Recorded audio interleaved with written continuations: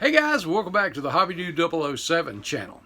In my last video, in the comments, there were a couple of questions about what glue I use as well as what putty I use. And I know Lucas C. and a few other content creators not long ago did a thing about their favorite glue.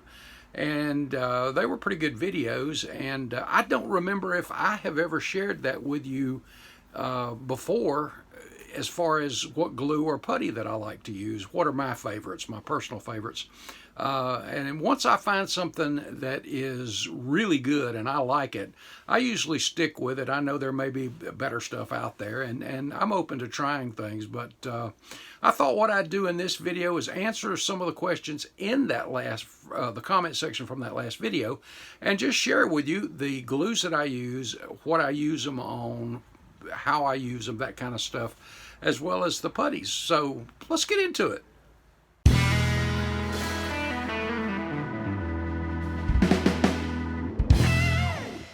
Bring your model to life with MCV products. Visit them on the World Wide Web at mcvproducts.net. Hey guys, first up, just a quick reminder, next weekend, September the 27th in Mooresville, North Carolina, is the FallCon 25 that is hosted by Fast Tracks Raceway and Hobbies and the IPMS Race City. So they always put on a pretty good show. I've been to a few of theirs, and I always had a great time with the vendors as well as a lot of great models. Again, September 27th, that's next weekend, and there is your location, 202 North Church Street in Mooresville, North Carolina. And if you want to get more information, entry forms, that kind of stuff, go down to the Facebook page, Fast Track Hobbies and IPMS Race City Modelers, and check them out. Hopefully, I'll see you there. Now, what sticky stuff does Hobbydude like to use? Well, like everybody, I started off back in the 60s with this stuff, and I glued everything together with tube glue. And I mean everything. It didn't matter if it was tires, rims, those old monogram two-piece tires. And of course, we didn't know to scrape chrome off back then. We just put it on there and stuck it together. And this is just an old classic and standby. And I know a lot of people still use this, and to be honest with you, it's good stuff. I got to admit, I have not used it in a long time. I have a project that I'm going to be using this exclusively on, which is an old build that I'll share that with you coming up pretty soon too. But I bought this brand new tube just for that purpose, to go old school on it. And again, I'll share that with you later. But this is where it all started for me. If it was a model, you had to use model glue. Well, things have changed, guys. Today, I use a lot of stuff. This is one of my favorites, and I stocked up on these. This is the old Model Master liquid cement. And the reason I like this and still use it so often is it's got the metal applicator there, and I can just pinpoint right on it, give it a little bit of a squeeze. Like I said, when they were going out, I stocked up on this stuff. And I've been thinking the formulation of it is pretty much like a lot of other liquid cements, the Bondine from Plastruck, things like that. And I like this applicator so much that if I ever do, or when I run out of it eventually, I'm probably going to just transfer some of this over into this. But anyway, and leading from this, the Plastruck Bondine is also a great plastic solvent. It's a welder, and basically that's what all of these do, is they soften the plastic so that they basically weld or melt together and creates a good strong bond. But the Plastruck Bondine is very, very good too. There's a lot of other stuff that I use. As far as solvents go, I also really, really like, I don't know how many bottles of the extra thin cement that I've used, but the reason I like this is you can, if you've got those finicky little bitty parts, you can brush a little bit on, you sparingly actually, and it works on a capillary action. So if you have the two parts together, it is so thin, that extra thin, that it will literally get between the parts that you're holding together on, like I said, a capillary action. It'll get between the two and bond them, so that's really good. And Tamiya makes the extra thin quick set. Now the quick set is just that. It sets up pretty quick. And for little bitty things, sometimes I'll go with the quick set too. But these I use quite often. And like when I'm putting in engine halves together, or on this last car, the tires, this is what I used, was the Tester's liquid cement.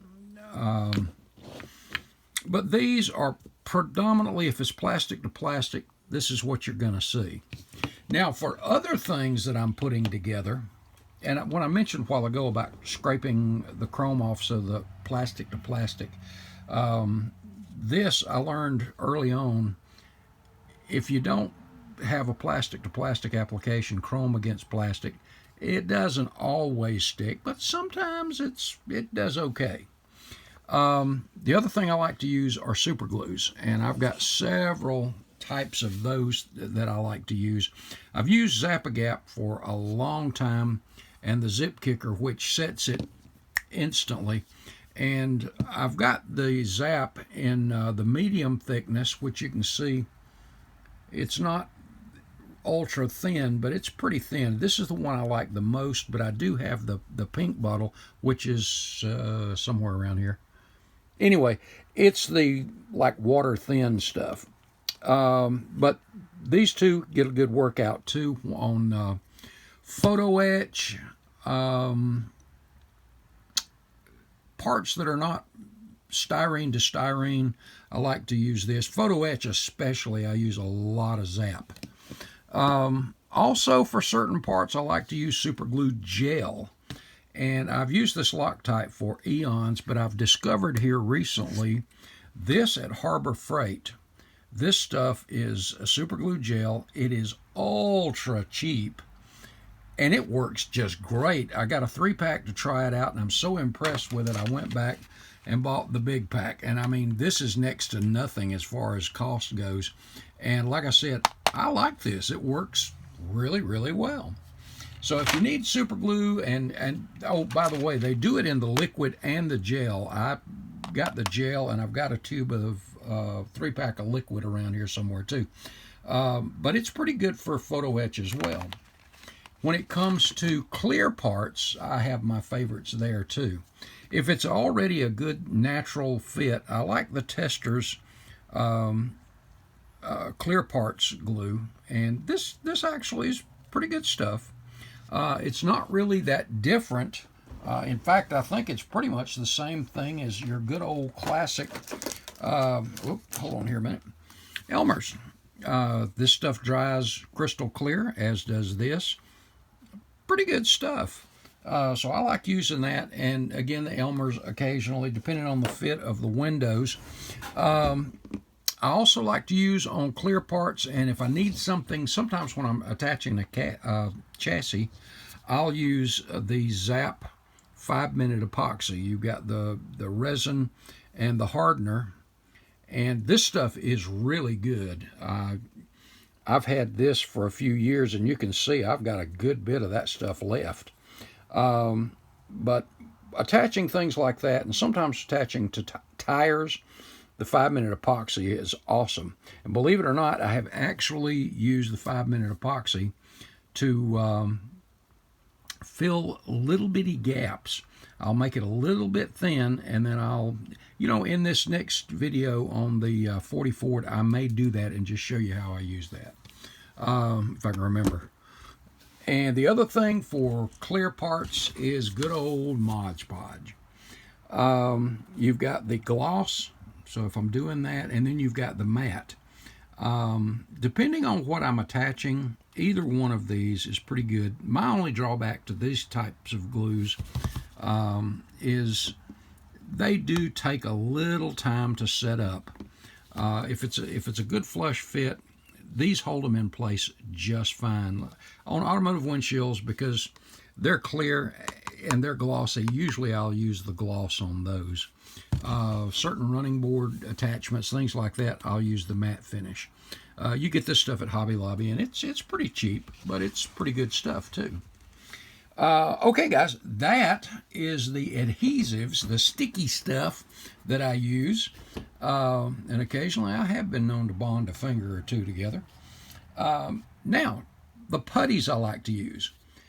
For the putty, it really depends on the type of plastic, and it also depends on if I'm dealing with a resin body or a resin part, as to what best bonds to that and what I can sand. And, well, let me back up a little bit. I don't want a putty that shrinks a lot. I used to swear by and love Squadron putty, both the green and the white, and I used them religiously for years and years and years, and I didn't have a lot of problem, but I did have to reapply because of the shrinkage in there. So I wanted something that I didn't have to go back and do that extra with. So what I've used for quite a while now, for a number of years, have been these. The Bondo glazing and spot putty. I get this at Walmart, or you can get it at most auto parts place. This stuff is really good, and it's designed for filling pinholes, scratches, minor dings, and things like that. I find that on styrene, this stuff works really, really well. It's just your good old school red putty. And it sands really, really well. You've seen that in some of my projects as far as how smooth they blend. So I've had good results with this. I know there's a lot of guys that go, oh, I hate that Bondo stuff. I just hadn't had an issue. In the last 2 years, I started using Tamiya basic type putty, and this was one of those that I just thought, I was in the hobby shop, I was looking in the tool section, I thought, you know what, I'm just going to give it a try. And I'm glad I did, because this stuff sands beautifully, it does not shrink, it looks great. It's more of a gray color, as you can see there. I don't really care what color it is, as long as it works, to be honest with you. But I kind of like this. But between these two, again, I like this on resin bodies and resin parts a whole lot easier because it sands without having to dig into the resin stuff. But if you're really cautious, either one of them are going to do just fine. Just fine. Let me think. Is that it, guys? I think so. So that is the sticky stuff and the filler stuff that Hobbydude uses. Guys, let me know in the comments what you like, what you use, and what your best results are with. Hey, like I said, I'm open to trying new things. Anything that makes it easier. All right, guys, God bless. See you in the next video.